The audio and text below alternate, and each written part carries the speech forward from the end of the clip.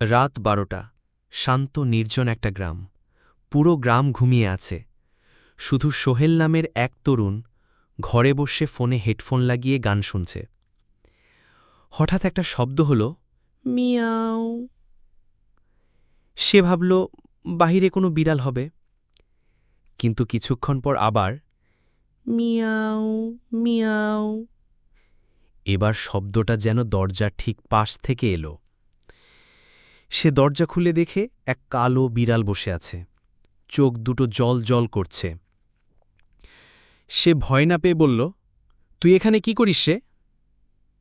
বিড়ালটা ঘুরে গেল, কিন্তু হঠাৎ করেই দরজার পেছনে এক বৃদ্ধার গলা, আমার বিড়ালটা দেখছ? সোহেল চমকে উঠে পেছনে তাকায়, কাউকে নেই। এবার দরজাটা ধীরে ধীরে বন্ধ হয়ে গেল নিজের থেকেই, ঠাক। সে দরজা টানতে টানতে বুঝল লক হয়ে গেছে ভিতর থেকে।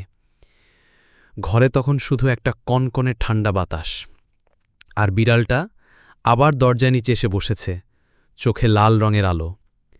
সোহেল তখন ফোনে টর্চ জ্বালিয়ে বিড়ালটার দিকে তাকাল, বিড়ালের ছায়া পড়ছে না।